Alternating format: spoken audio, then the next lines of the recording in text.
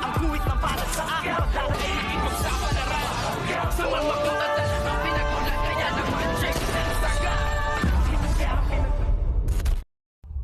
Good morning mga kachikas and welcome sa aking munting channel. Ito na nga ang katapusan nitong ang peking tanggol na si David at ngayon nga ay pumunta na sa mansyon ng mga Montenegro ang kanyang nanay Marites at gulat na gulat nga itong si David nang makita nga niyang bumaba ng sasakyan nitong si Ramon ang kanyang nanay na si Aling Marites kung kaya't agad-agad nga siyang sumibat at nagtago para nga hindi siya makita nitong si Aling Marites at itong si Ramon dahil ngayon nga ay paniguradong alam na ni Ramon ang katotohanan na hindi nga siya ang tunay na tanggol at ano kaya ngayon ang gagawin ng peking tanggol si David na ngayon nga ay nabuking na ang katotohanang isa pala siyang malaking impostor at paniguradong mananagot siya ngayon kay Ramon Montenegro at sigurado ring tatapusin ni Ramon ang kanyang buhay kung kaya't ngayon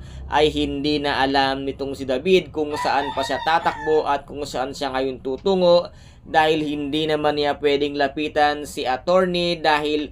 alam na rin ni attorney ang katotohanan sa kanyang pagkatao kung kaya't ngayon ay saan kaya pupulutin itong si David na ngayon nga ay booking na at ang mismong kanyang nanay Marites ang siyang nag-booking sa kanya at nagsabi ng katotohanang hindi siya ang tunay na tanggol na nasa mansyon ng mga Montenegro kung kaya't dito ngayon ay nagkakagulo sa mansyon ng mga Montenegro at inutusan na nga nitong si Ramon ang kanyang mga tauhan upang halugugin ang paligid at hanapin nga nila itong ang peking tanggol na si David at iharap sa kanya ito ng buhay. Ngunit isa lamang ang kahilingan nitong ang si Aling Marites na huwag sanang sasaktan or huwag papatayin ni Rigor ang kanyang anak dahil nais pa na itong makasama at makausap kung bakit niya ginawang magpanggap or nakawin ang identity ng kanyang kuya tanggol. Kaya guys, ito po yung ating pakaaabangan sa mga susunod na episode dito nga sa FPJ ang Batang Quiapo. At kung nagustuhan po ninyo ang aking videos for today,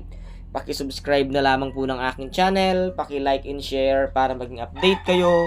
sa lahat ng gagawin kong videos. Maraming salamat po. Ingat, God bless and bye-bye!